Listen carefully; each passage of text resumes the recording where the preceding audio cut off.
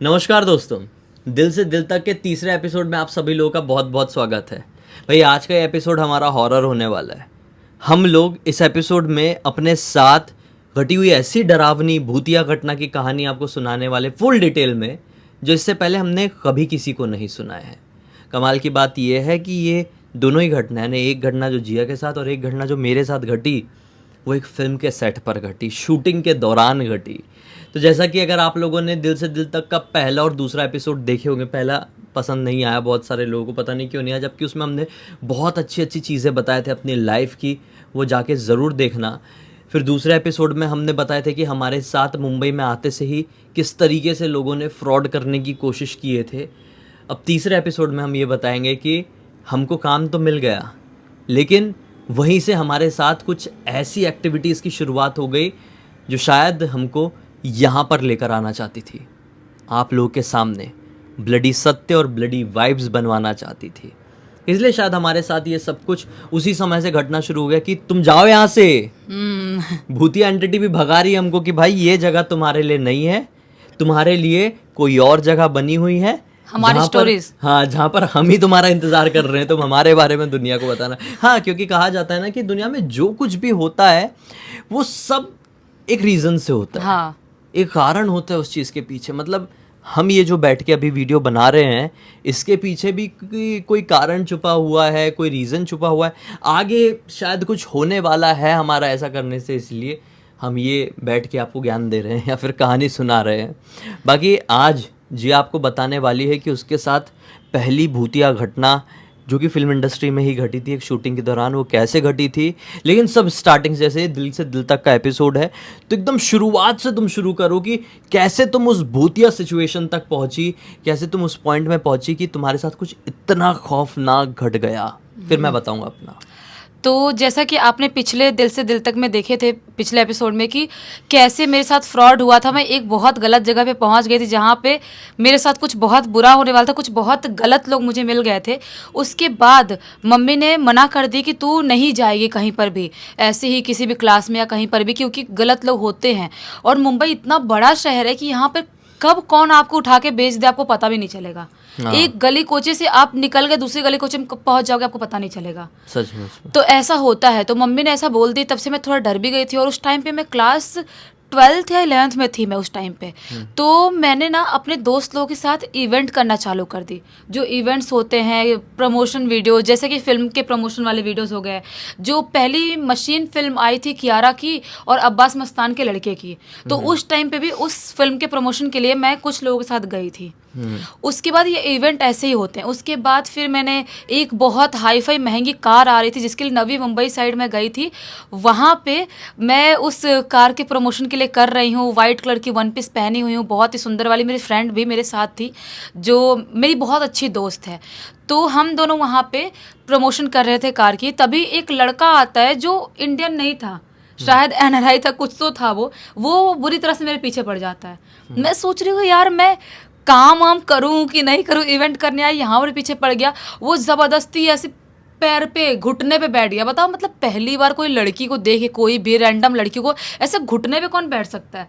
मेरे को लगने लगा दिमागी हालत उसमें उसकी कोई प्रॉब्लम है। ऐसे घुटने बैठ गया, रिंग निकालने का प्रपोज करने लगा। मेरा दिमाग खराब हो गया। फिर मैं थोड़ी डर भी रही हूँ, गुस्सा भी आ रहा है। मेरे दोस्त कैसे कैसे करके उसको मनाती है, बोलती है कि एक्चुअली मतलब ये एंगेज्ड है, इसका फियोंसे है, सारी चीज़ें वो उससे बात करके हैंडल करती है।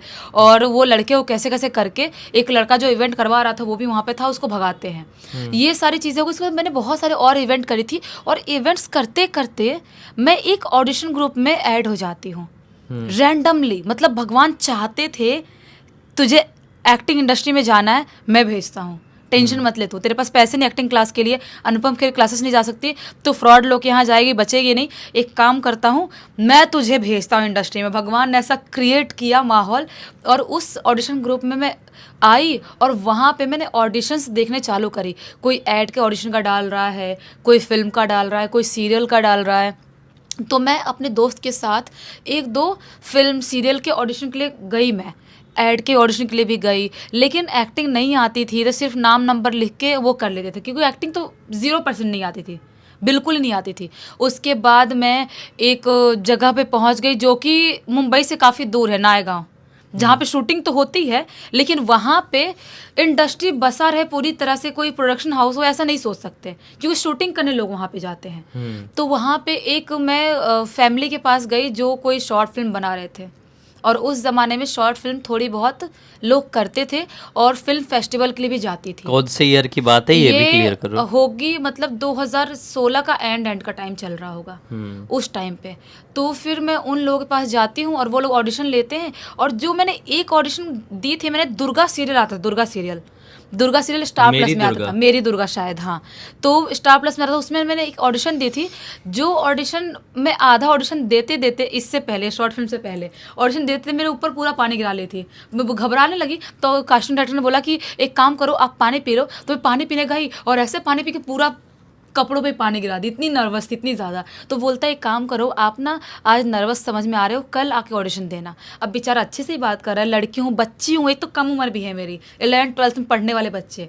तो फिर उसके बाद मैं वहाँ से हट गई थी, ये यहाँ पर पहुँचती हूँ नायगांव वाले, इन लोग घर पे, ये लोग घर पे ऑडिशन बोलते, तो मैं मेरी दुर्गा वाला ऑडिशन यहाँ पर करती हूँ, यहाँ पे बोलती हूँ। वो लोग बोलते हैं हाँ हाँ तुमने बहुत अच्छी एक्टिंग किया, तुम फाइनलाइज मतलब हो। वो लाइंस तुमने पढ़ी जो तुमने मेरी दुर्गा के ऑडिशन में पढ़ी हाँ, थी, हाँ। वो तुम इनके घर पे आई और शॉर्ट फिल्म के लिए ऑडिशन में वही लाइन पढ़ी। हाँ, और उन्होंने बोले फाइनल है, वाह वाह। हाँ, कि आप बहुत अच्छी एक्टिंग करो, वाह, तालियां तालियां तालियां, ये मैं तो बहुत बड़ी स्टार हूँ, मैं तो सलमान खान, ऐश्वर्या राय सबको पीछे कर दूंगी, इतनी बड़ी स्टार हूँ मैं, इतनी तारीफों के पुल बांध दिए। मेरे को लगा घमंड में चौड़ में आ गए, मैं इतनी अच्छी एक्टिंग करती हूँ, मेरे को तो पता ही नहीं है, मैं फालतू एक्टिंग क्लास जाने के लिए सोच रही थी, इतनी बड़ी एक्टर हूँ मैं, और जबकि डिक्शन का डी भी नहीं था मेरे अंदर।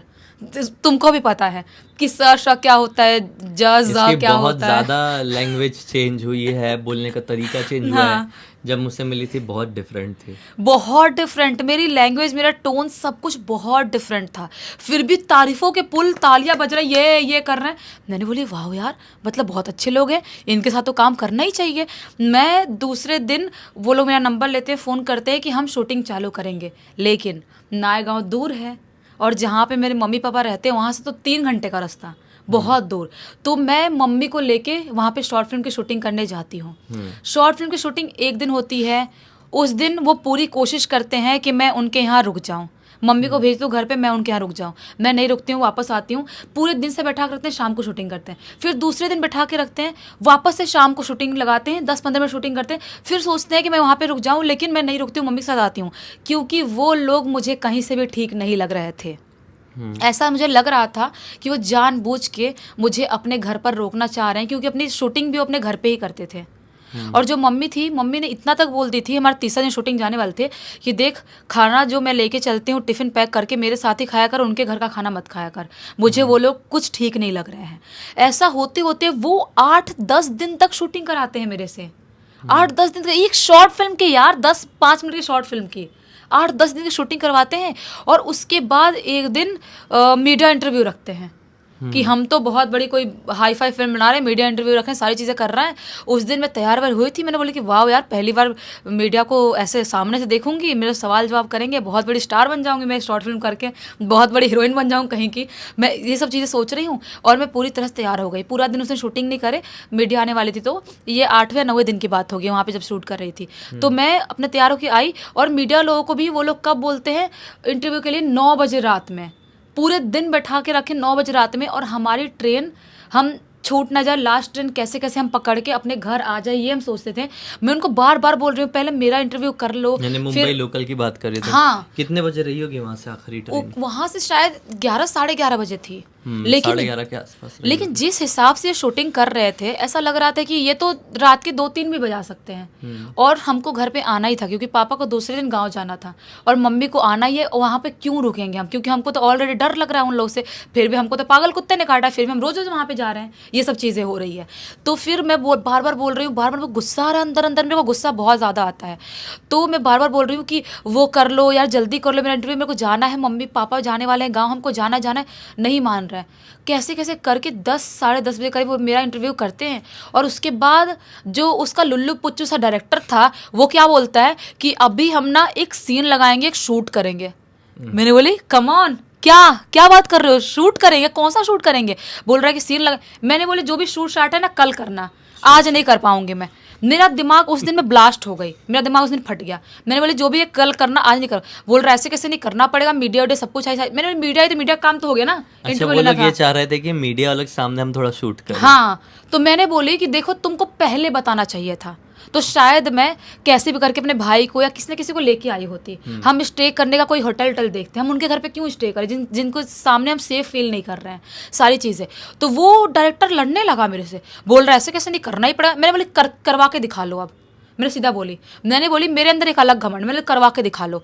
जो वहाँ के जो प्रोड्यूसर डायरेक्टर जो औरत आदमी है वो बोलते नहीं नहीं नहीं आप ऐसा मत बोलो, कोई बात नहीं, आपका मन नहीं है तो कल कर लेंगे, कोई प्रॉब्लम नहीं है। वो लोग जिन पैसे लगा रहे बोलो कल कर लेंगे। डायरेक्टर बोल रहे नहीं करना तो आज ही पड़ेगा। मैंने बोली यहीं पर मैं खड़ी हूँ, अभी मेरे से करवा के दिखा लो, और यहाँ से मैं 10 मिनट बाद पैकिंग करूँगी और निकल जाऊँगी, रोकना हो तो रोक लेना। मैंने सीधा बोली। उस समय कितने बज रहे होंगे? उस समय लगभग 11:15 बजे का टाइम हो गया था और 11:30 बजे की लास्ट ट्रेन थी। अच्छा, तो तुमको साफ शब्दों में वहाँ पे बोल देना था ना कि हमारी लास्ट लोकल है, फिर हम जाएंगे मैंने कैसे? बोली थी, मैंने क्या क्या नहीं बोली थी। और वो तो क्या ऐसे बोला इस चीज का जवाब में? क्या बोला? बोला कि आप मत जाओ ना, सुबह जाना। सुबह जाना मतलब? सुबह जाना, आप मत जाओ। तो वहाँ पे और भी लोग स्टे करते थे? नहीं, मतलब कोई स्टे नहीं कर रहा था। स्टे नहीं कर रहे थे नहीं, वहाँ पे? कोई नहीं। वो और वो जगह में, नायगांव के एक ऐसे पर्टिकुलर जगह में उनका घर था जो जंगलों से घिरा हुआ था। नहीं, नएगांव में ज्यादातर स्टूडियोज ऐसे ही हैं। मैं स्टूडियो नहीं, घर था उनका, फ्लैट था उनका। मैं ऐसे एक भजनलाल स्टूडियो है करके वहाँ पे, हाँ, वो स्टूडियो तुम देखोगे तो वहाँ पे जाके तुम जब शूट कर रही होगी ना तो तुम्हारे मन में पूरे टाइम में डर लगा रहेगा कि जब छुट्टी होगी तो मैं घर कैसे जाऊंगी। हाँ। वो बिल्कुल ही आउटर इलाके में है और वहाँ पे बहुत सारे बड़े बड़े सीरियल शूट होते हैं। मतलब नहीं तो उस सीरियल का है तो प्रोडक्शन वाले वो तो ध्यान रखते हैं ना कि अगर बाई चांस नहीं, रुकना हुआ तो। अरे तुम क्या इतना हाई फाई समझ रहे हो सीरियल वालों को? एक बार पैकअप हो गया ना तो उनके एक्टर उनके भाड़ में जाए, उनको फर्क नहीं पड़ता मुझे है। तो छुड़वाए गाड़ी से, तो लड़की ये हो तो serial- शायद। हाँ, वो लड़की हो इसलिए, नहीं तो सीरियल वाले किसी के नहीं होते हैं। नहीं मतलब लड़कियों को छुट्टी देख हो के गई ना तो बस उनका खत्म, तुम कौन भाई, ऐसा वाला हो जाता तो वो तो है। बेचारे लड़कों के साथ होता है। हम ऐसा बोला, हम लड़के हमारे साथ ऐसा ही होता है। हम लड़कियों को तो मरे जाते हैं कि हम छोड़ देंगे, हम छोड़ देंगे, हम छोड़ेंगे, ऐसा रहता है लड़कियों का, ऐसा अलग रहता है वो लोग। तो फिर क्या होता है, तो मैं बोलती हूँ निकल रही हूँ, और वहाँ से वो ऐसे जंगली एरिया में था कि उस जमाने में ऑटो नहीं मिलती थी। 2016 के टाइम पे उस जंगली एरिया से नायगांव इतना भी ज्यादा फेमस नहीं था कि कोई भी जंगली एरिया से रात भर ऑटो मिलेगी। और हम परेशान, ये लोग छोड़ने के इनके पास गाड़ी नहीं है, कुछ नहीं, अपने फ्लैट पे शूटिंग कर रहे हैं, सारी चीजें कर रहे हैं, ऐसा वाला था। तो मैं लड़ाई उड़ाई करती हूँ, मैं बोलती हूँ मम्मी कोई बात नहीं, हम पैदल निकल जाएंगे, पैदल निकल जाएंगे वहाँ से, जितना भी दूर को भी हो। तो हम लोग थोड़ा दूर पैदल जाते हैं, बहुत ऑटो ढूंढते हैं। लकीली किस्मत इतनी अच्छी थी, वहाँ से लड़ाई उड़ाई करके एक ऑटो में बैठते हैं हम लोग, और एकदम एंड मोमेंट पे जस्ट ट्रेन निकलने ही वाली थी, हम ट्रेन में, लोकल ट्रेन में चढ़ते हैं और वहाँ से घर आते हैं। घर नहीं आते, उससे पहले हम दादर स्टेशन पे आते हैं। दादर स्टेशन से हमको वापस सेंट्रल लाइन के लिए एक लोकल लेना था। और उस टाइम पे 2016 के टाइम पे पूरी ट्रेन रात के 12, 12:30, 1-2 बजे खाली हो जाती थी, और हमको घर पहुंचते पहुंचते लगभग 2-2:30 बजे का टाइम हो जाता है। पूरी ट्रेन खाली, एक भी इंसान ट्रेन में नहीं है, और एक जंगली इलाके में ट्रेन रुक जाती है। मैं और मम्मी हम लोग सीट के नीचे छुप जाते हैं कि कोई भी इंसान हमको देखे ना। मतलब अपने मौत से खेलते हुए हम वहां से आ रहे हैं लड़ाई करके कि हमको कोई देखे ना, क्योंकि जंगली एरिया में लोकल ट्रेन रुक गई थी ना। तो दरवाजा बंद कर दिए होते ना यार। इतना दिमाग नहीं चलता है, हे भगवान। इतना मैं बोलती हूँ मम्मी छुप जाते हैं, सारी चीजें। दरवाजा बंद कर दिए होते उठ के। तो उसके बाद मैंने उसको डायरेक्ट बोल दी कि देखो मेरा एग्जाम होने वाला है, मैं सिर्फ एक दिन शूटिंग करने आ पाऊंगी कल, उसके बाद मैं परसों से मेरा एग्जाम चालू होने वाला है, उसके बाद कब एग्जाम खत्म हो कब नहीं, मैं उसके बाद नहीं आ पाऊंगी। क्योंकि 10-15 दिन से उन्होंने मेरी बैंड बजा कर रख दी थी, एक छोटी सी फालतू से शॉर्ट फिल्म के लिए 5-10 मिनट की। उसके बाद मैं एक फोर्ट में लेके जाती हूँ, अपने भाई सचिन को लेके जाती हूँ मैं, और आखिरी शूटिंग करती हूँ और उनको नमस्ते टाटा बाय बाय करती हूँ और वहाँ से निकल जाती हूँ। उसके बाद असली खेल शुरू होता है, जब एक फिल्म का ऑडिशन चल रहा था, अंधेरी में था, शायद अंधेरी में था ना, जहाँ पे तुम ऑडिशन ले रहे थे। अरे वो वाला ठीक है, वो कभी और बताना। हाँ, लेकिन आज वो भूतिया वाला बताओ। हाँ, तो आज भूतिया वाला बताती हूँ। एकदम उसमें उतर गई एकदम कि आज मैं नॉवेल लिखवाऊंगी अपनी। वो मेन वाला बताओ। मेन वाला बताती हूँ कि कैसे मैं शिफ्ट होती हूँ, उसके बाद घटना घटती है, तो वो मैं बाद में बताऊंगी। तो इससे मेरी पहचान हो गई थी। वो थोड़ा साइड में रखते हैं, उसको कभी और डिस्कस करेंगे। और हाँ, वो लव स्टोरी में डिस्कस करेंगे। हाँ, वो लव स्टोरी में हमारी लव स्टोरी की शुरुआत कैसी हुई, ये हॉरर स्टोरी की शुरुआत कैसी हुई, उसकी बात चल रही है। तो तुम शिफ्ट हो गई, तुमको अपना लाइफ का पहला काम, मतलब एक डिसेंट पहला काम मिला, हाँ। वो काम क्या था, और वहाँ पे जो भूतिया घटना घटी उसके बारे में बताओ। तो सबसे पहले कि अंधेरी के एक बहुत ही पॉश अच्छे एरिया में तुमने ही मुझे वहां पर शिफ्ट कराए थे। तुम्हारे पहचान की 2 लड़कियां थी। अंधेरी वेस्ट का सबसे हाँ, हाई फाई एरिया, हाई आप फाई समझ लो एरिया कौन था। सा होगा। तो फिर उसका रेंट भी अच्छा खासा पीजी में भी। तो मैं वहां पे शिफ्ट होती हूँ, और शिफ्ट होने के 4-5 दिन के बाद ही मैंने प्रोफाइल भेजी थी, एक जगह ऐड के ऑडिशन के लिए गई थी, मुझे कॉल आता है, आप इस ऐड के लिए फाइनल हो गए हो। ये कोई कुकिंग शो का ऐड है जिसमें विशाल जो है ना सिंगर, वो होने वाले हैं, और 1-2 लोग और होने वाले हैं। मतलब एक तरीके से वो रहा होगा प्रोमो शूट जैसा, प्रोमो शूट टाइप ऐड का जो होता है फूड प्रोमो का। शूट हाँ, जो बीच में ऐड आता है, हाँ। प्रोमो शूट का। हाँ, समझ गया। फिर तो फिर मैं खुश, क्योंकि बजट भी अच्छा खासा बोल रहे, ऐड का बजट अच्छा रहता है। हाँ। तो मैं बहुत ज़्यादा खुश, और मेरी खुशी का ठिकाना नहीं रहा। मैं बोलती अच्छा अच्छा ठीक है, अब आप फ्री हो ना? मैं बोलती हाँ, मैं फ्री हूँ, बिल्कुल फ्री हूँ। मैं कास्टिंग वाला मुझे फ़ोन किया ऐसा। उसके बाद मैं अपने जो रूममेट्स थे उनसे बात करती हूँ, बोलती हूँ यार ऐड का है ऐसा, ठीक तो रहेगा ना? कहाँ पे शूट हो सकता है? वो लोग बोलती या तो मड में होगा या तो फिल्म सिटी में भी हो सकता है, क्योंकि ये शायद वो चैनल था, एनडीटीवी गुड टाइम्स था कि क्या? शायद कुछ नहीं, ऐसे एनडीटीवी कुछ। गुड टाइम्स को तो बाद में करी थी, वो कोई और था। हाँ। एनडीटीवी वो बाद में करी थी। फिर? तो फिर लड़कियों ने बोली कि ठीक है कर ले। दूसरे दिन सुबह का कॉल टाइम था मेरा, 7 बजे सेट पे पहुंचना था। और आज मुझे फ़ोन आया है, मैं बहुत ज़्यादा खुश हूँ, और खुशी के बारे में सोचती हूँ कि आज बाहर से बिरयानी मंगाई थी, मस्त वाली वेज बिरयानी खाई थी, और खा के मैं सोचती हूँ आज जल्दी सो जाती हूँ। रात के लगभग 11:30-12 बजे तक बेड पर चली जाती हूँ। मैं सोचती हूँ जल्दी सोऊंगी तो सुबह जल्दी उठूंगी, तभी मुझे ऑटो बुक करना पड़ेगा, और ऑटो लेके मुझे उस लोकेशन में मैप ऑन करके जाना होगा। सारी चीज़ें सोचती हूँ मैं, और उसके बाद सोने चली जाती हूँ खा पी के। और नींद लगते लगते मोबाइल चलाते लगभग रात की 12:15 बजे करीब मुझे ऐसा लगता है कि थोड़ी सी नींद आ गई है। मेरी आँख बंद करती हूँ और ऐसा लगता है मैं सो गई हूँ। 3-4 मिनट ही हुआ होगा, मुझे ऐसा महसूस होता है कि कोई तो मेरे कमरे में आया, कोई तो मेरे कमरे में आया। मुझे ऐसा महसूस होता है, 3-4 मिनट ही आँख लगे हुआ होगा। मैं आँख खोलती हूँ अपना, और आँख खोल के ऐसे मैं बेड पे लेटी हूँ, और ऐसे दरवाज़ा भी मेरे आँख के सामने ही है। मैं दरवाजे की तरफ देखती हूँ ऐसे आँख खोल के, मुझे दरवाजे के सामने एक लगभग 7 फीट का कुछ तो दिखाई देता है, शैडो टाइप का, बहुत ही ज़्यादा लंबा सा, और हेल्थ वेल्थ भी इतनी। ऐसा कोई मुझे दिखाई देता है, मैं उसे देखती हूँ, और मेरे मुंह से, मतलब मैं उसको देखे, क्योंकि मेरी जो फ्रेंड है, मेरी रूममेट है, उसने बोली थी कि हमारी एक दूसरी दोस्त है, वो आने वाली है, दिल्ली गई हुई थी, वो आने वाली, तो मुझे लगा था कि वो आई होगी। पहले तो मैं उसको ध्यान से आँख ऐसे बंद करती हूँ, खोलती हूँ, ध्यान से देखती हूँ ये वही तो नहीं है, लेकिन उसकी हाइट कम थी, और जिसको मैं देख रही हूँ उसकी हाइट लगभग 7 फीट की है। मैं उसको देख के जोर से चीख देती हूँ। जैसे जोर से चीखती हूँ, वो लिटरली ऐसे दरवाजे के पास से ऐसे थोड़ा मूव हुआ है, और मूव हो के वहाँ से ऐसे गायब हुआ है। और जैसे मैं चीखी हूँ, जो मेरी दूसरी वाली रूममेट थी, हॉल वाले एरिया में सो रही थी, वो भागते हुए आती है। जैसी भागती हुई आती है, लाइट ऑन करती हो सबसे पहले। मैं तो अंधेरे में सो रही थी, और थोड़ी थोड़ी बाहर की रोशनी, हॉल वाली रोशनी, तो उससे मैंने उस शैडो टाइप के शैतान को जो भी था उसको देखी थी मैंने। वो बोलती क्या हुआ? मैं बोलती हूँ कुछ नहीं। बोलती है क्या हो गया, क्या हुआ, चिल्लाई क्यों? वो हंसने लगती है। मैं बोलती हूँ नहीं कुछ नहीं। मैं बहुत ज़्यादा घबरा जाती हूँ, क्योंकि वो क्या सोचेगी मेरे बारे में, ये क्यों चीखी, क्या हुआ। तो मैं उसको नहीं बताती कि रात में उसकी रात भी ना ख़राब हो जाए। मैं बहुत सोने की कोशिश कर रही हूँ, नींद नहीं आ रही है। 1-2 घंटे कब बीत गया पता नहीं चला, लेकिन सुबह शूटिंग पे जाना, उसकी वजह से भगवान का नाम लेके मन में कैसे सो जाती हूँ। सुबह उठती हूँ, नहाती हूँ, फटाफट अपना पर्स रेडी करती हूँ, जो भी कपड़े लेके जाने थे मुझे, और उसके बाद ऑटो बुक करती हूँ, मैप ऑन करती हूँ, और सीधा निकल जाती हूँ गोरेगांव फिल्म सिटी जाने के लिए। जो मेरा शूट होने वाला था फिल्म सिटी में होने वाला था। वहाँ पर सुबह के लगभग 7:30 पौने 8 बजे करीब सेट पे पहुँच जाती हूँ। सेट पे पहुंचते से मेकअप होता है, जो भी शूट करना होता है, जो भी एक्टर्स थे सबके साथ शूट होता है, और उसके बाद मेरा पैकअप होता है रात के टाइम में। और शूट में ऐसा ही होता है कि कैसे करते करते पूरा दिन निकल ही जाता है, पैकअप होते होते रात के 9, 10, 11 कब बज जाते पता नहीं चलता है। लगभग रात के 10, साढ़े 10 बजे करीब मेरा पैकअप होता है। और उस टाइम पे मेरी एक लड़की से दोस्ती तो हो गई थी, सेट पे जो लड़की थी उससे दोस्ती तो हो गई थी, लेकिन उसका बॉयफ्रेंड आने वाला था। तो उसने बोली थी कि मैं बाहर तक तुझे थोड़ा दूर आगे तक सेट से बाहर तक छोड़ सकती हूँ, उसके आगे मेरा बॉयफ्रेंड आएगा तो मैं उसके साथ स्कूटी से जाऊँगी, ऐसा वाला था। तो मैं बोलती अच्छा ठीक है कोई बात नहीं, तो मैं प्रोडक्शन वाले किसी से बात नहीं करती हूँ कि मुझे बाहर तक छुड़वा दो। और फिल्म सिटी ना बहुत बड़ा एरिया है, अंदर अगर शूट हो रहा है तो बाहर निकलने के लिए बहुत ज़्यादा टाइम लगता है, टाइम लगता है। ऐसा एरिया है। और हर स्टूडियो के सामने से ऑटो रिक्शा कोई साधन मिल जाए ये भी पॉसिबल नहीं, क्योंकि फिल्म सिटी पूरे जंगल में बसा हुआ है और जंगल के बीच बीच में स्टूडियोज शूटिंग हाँ।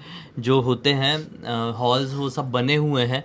तो जैसे तुम्हारा जो भी शूट चल रहा था उससे निकल के आना रहेगा, हाँ। जहाँ से ऑटो मिलती है वो कई बार 2 किलोमीटर 2.5 किलोमीटर 3 किलोमीटर भी होता है। हाँ, तो जो मैं ऑटो से गई थी तो काफ़ी अंदर तक मुझे जाना पड़ा था, तो मुझे पता था कि निकलना भी उतने हाँ, तो वो अंदर से ही रहेगा पड़ेगा। 2.5-3 किलोमीटर अंदर रहा होगा, होता है इतना। हाँ, तो वो लड़की को भी मैंने विश्वास करी और वो लड़की बोली थी मैं तुझे बाहर तक छोड़ दूंगी, जहाँ तक तुझे ऑटो मिलेगी वहाँ तक छोड़ दूंगी। बाहर वाले से बहुत ऑटो मिलती थी, लेकिन वो लड़की अचानक से पलट जाती है और वो बाहर जैसे हम फिल्म से निकलते थोड़ा सा आगे चल के आते हैं, बोलती कि नहीं नहीं मेरे बॉयफ्रेंड का ना कुछ काम है प्रोडक्शन का, वो कुछ एडिटिंग काम करता है, तो काम है तो हम लोग ना दूसरे सेट पे जा रहे हैं, तो तू यहाँ से अकेले चली जा।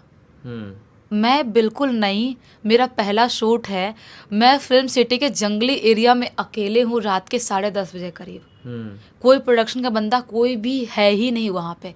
अब मेरे को अंदर अंदर गुस्सा भी आता है और डर भी लगने लगता है, क्योंकि मैंने सुनी थी कि वहाँ पे तेंदुआ, टाइगर, शेर, पता नहीं कौन से जानवर बहुत निकलते हैं। तेंदुआ तो आए दिन सेट पे ऐसे निकल जाते हैं। तो मैं अंदर से डरी हुई हूँ, लेकिन कर भी क्या सकती हूँ। मैं कैसे कैसे उस जंगली रोड से पैदल पैदल पैदल पैदल निकल रही हूँ, बहुत ज़्यादा घबराई हुई हूँ, क्योंकि फियर फाइल के बहुत सारे शूट उन्हीं खौफनाक रोडों पे होते हैं। फियर फाइल, आहट, आहट, फियर फाइल, तो सब मेरे वही को होते थे। मैंने देखी हुई थी फियर फाइल, और मैंने सुनी थी कि फिल्म सिटी के ये रोड पे करते हैं और वहाँ पे कोई भागती हुई चुड़ैल भी दिखाई देती है। और पहले तो ये भी मानना था कि फियर फाइल्स रियल स्टोरीज पर आधारित है। हाँ, जो फिल्म सिटी में घटनाएं घटी रहती है। हाँ। तो मैं अंदर अंदर डरी हुई हूँ। एक तो रात में मैंने अजीब सा शैतान भूत जो भी था उसको मैंने देखी हूँ, और अभी मुझे डर लग रहा है कि यहाँ पे चुड़ैल भी कोई भागती है ऑटो गाड़ी के पीछे, और मैं पैदल रात के अंधेरे में अकेले अकेले चलती आ रही हूँ। मुझे बहुत ज़्यादा डर लग रहा है कोई तेंदुआ ना जाए, कोई भूत ना आ जाए। मैं थोड़ी दूर आगे उस लड़की के ना चल के गई हूँ, 5-6 मिनट अब आगे बढ़ी हूँ, मुझे ऐसा लगने लगता है लिटरली कि मेरे पीछे कोई चल रहा है। मुझे महसूस होने लगता है ये कोई तो मेरे पीछे पीछे चल रहा है, किसी की आहट महसूस होने लगती है, और मैं खुद को अंदर अंदर डर रही हूँ और कोस रही हूँ कि मैं प्रोडक्शन वालों से हेल्प मांग ली होती, बाहर तो छोड़ने के लिए बोल दिया, तो मैं क्यों उस लड़की पर विश्वास करी। और मैं डर रही हूँ। मैं जब बोलते ना लिमिट क्रॉस हो जाता है, तो मैं पीछे मुड़ के देखती हूँ, ये कोई तेंदुआ शेर अगर मारना ही है तो पीछे से ही मार लेगा, इससे अच्छा मैं देख ही लेती हूँ या कुछ है तो। और जैसे ही पीछे मुड़ के देखती हूँ, वहाँ पे कोई भी नहीं था, ना शेर, ना तेंदुआ, ना कोई इंसान, ना भूत प्रेत पिशाच, कुछ भी नहीं था। वापस से मैं हिम्मत बना के चलना चालू कर देती हूँ। फिर से जैसे मैं मुड़ के चलने लगती हूँ, मुझे ऐसा महसूस होता है कि कोई तो मेरे पीछे पीछे पीछे पीछे चल रहा है, ऐसा महसूस हो रहा है। मैं बहुत ज़्यादा अंदर अंदर भगवान का नाम ले रही हूँ, किसी के पैरों के कदमों की आवाज़ लिटरली आ रही है, लेकिन कैसे कैसे कदमों को बढ़ाते बढ़ाते थोड़ी दूर आगे मैं गई थी। मेरी किस्मत इतनी अच्छी कि एक ऑटो मिल जाती है, पता नहीं कैसे एक ऑटो मिल जाती है, और वो ऑटो मिलती है, उस ऑटो में बैठती हूँ, और बैठ के मैं बोलती हूँ भैया 50-100 ज़्यादा ले लो। उसको मैंने बताई अंधेरी का लोकेशन, तो बोला नहीं अंधेरी तक तो ये बहुत दूर जगह, मैंने बोली 50-100 ज़्यादा ले लो, छोड़ दो मेरे को।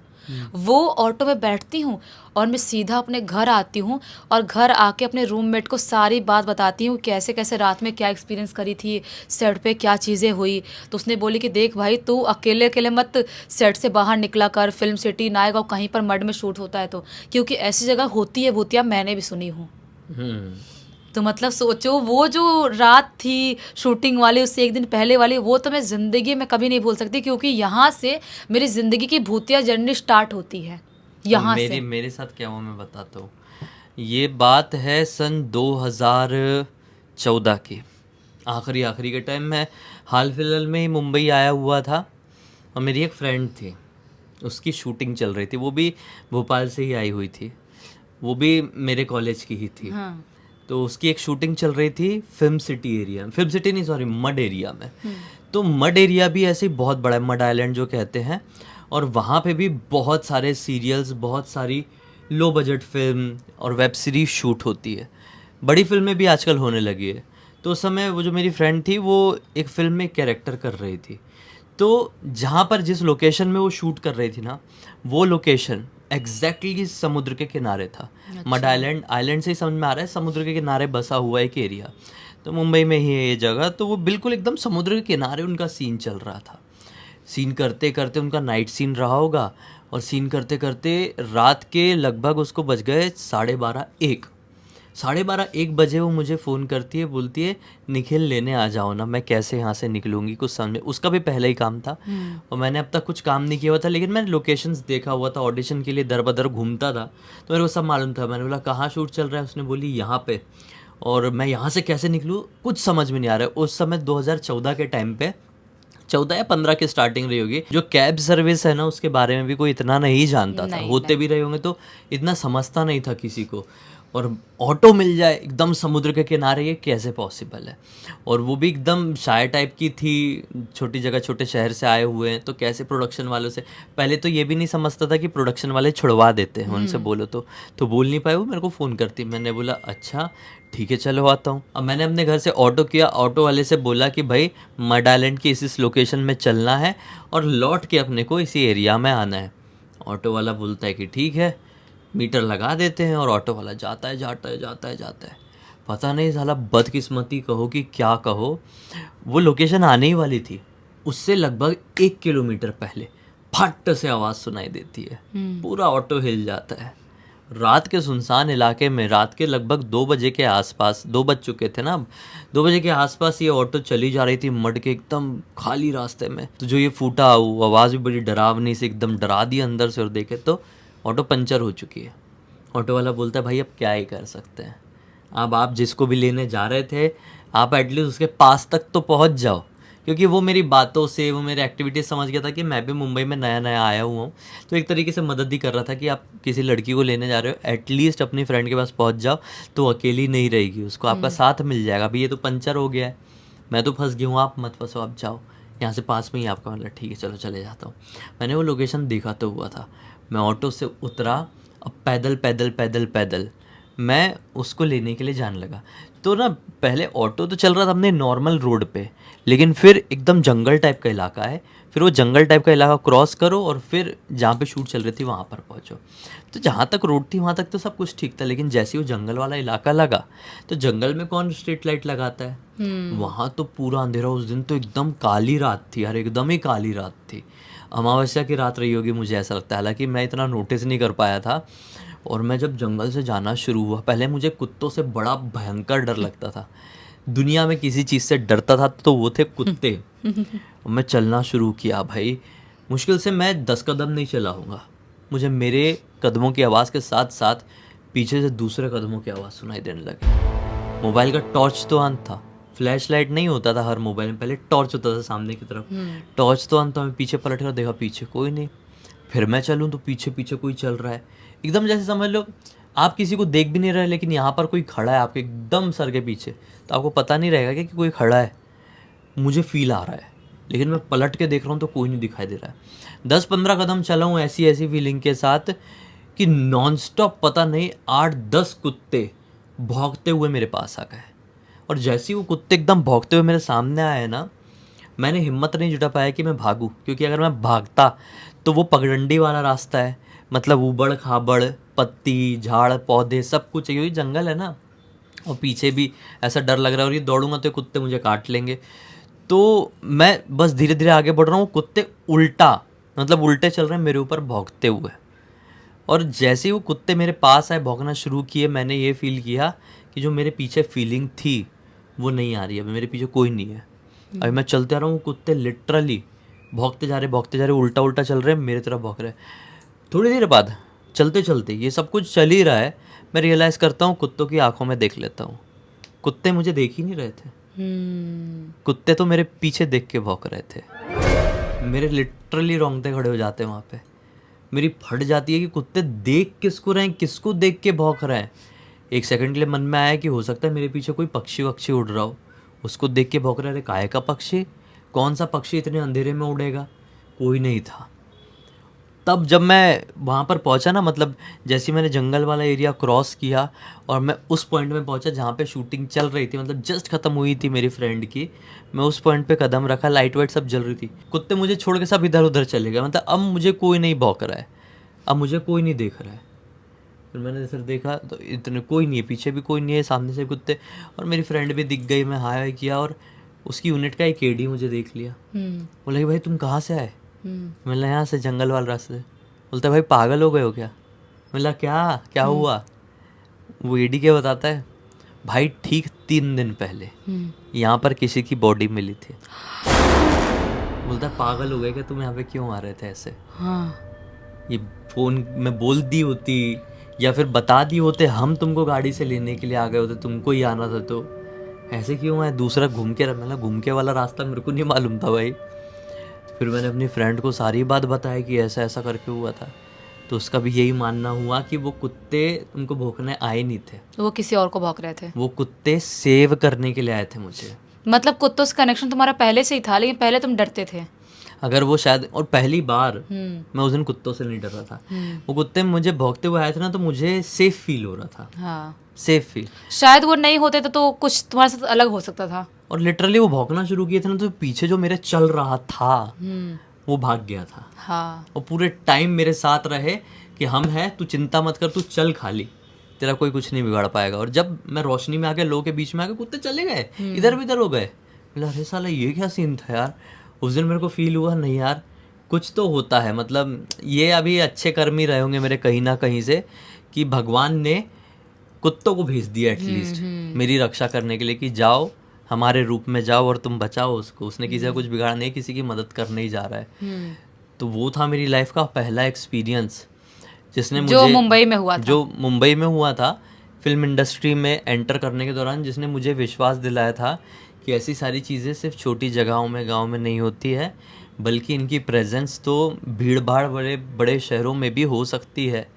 और इससे भी बड़ा भयंकर एक्सपीरियंस मुझे फिर अपनी एक शूटिंग, एक वेब सीरीज़ की शूटिंग के दौरान हुआ था। और ये शूटिंग मैं सन 2016 या 15 की एंड में कर रहा था, 15 का एंड था आई थिंक। वो एक बड़ा डरावना, बड़ा क्रेजी एक्सपीरियंस था, जिसके बारे में हम कभी और बात करेंगे। जो भी एक्सपीरियंस अभी ख़त्म नहीं हुआ है, हमारे साथ और भी इंडस्ट्री में बहुत सारे एक्सपीरियंस हुए हैं, जो हम बताएंगे जब भी नेक्स्ट ऐसा कोई पॉडकास्ट लेके आएंगे, उसमें बताएंगे हम। हाँ, क्योंकि ये बहुत ज़्यादा बड़ा हो गया बहुत है। बड़ा। तुमने बहुत लंबा अपना हाँ, तो वो क्या कर, पिटारा इमोशन, खोल के बैठ गई थी तुम। इंसान का इमोशन ऐसे तो निकलता है, और जो प्यार करते हैं उनके सामने, कि हम सब बताना चाहते हैं आपको। आप लोग बताना कमेंट सेक्शन में इस तरह के वीडियो अच्छे लगते हैं कि नहीं, हम लेके आते रहेंगे। और अगर आप चाहें तो हम किसी दूसरे पर्सन को भी लेकर आएंगे और उनकी कहानी, उनकी ज़ुबानी भी आपको सुनवाएंगे। तो बस इसको यहीं पर ख़त्म करते हैं। अब तक देख लेते तो लाइक ज़रूर कर देना। कौन सा वाला चंक सबसे ज़्यादा अच्छा लगा इस वीडियो का, वो भी कमेंट सेक्शन में ज़रूर बताना। और पहली बार देख रहे हैं तो सब्सक्राइब कर देना, बेल आइकन को भी दबा देना, ताकि हम जब भी वीडियो डालें उसकी नोटिफिकेशन सबसे पहले आपको मिल जाए। चलिए कल फिर से मिलते हैं, तब तक के लिए बहुत बहुत धन्यवाद। आपका दिन शुभ हो।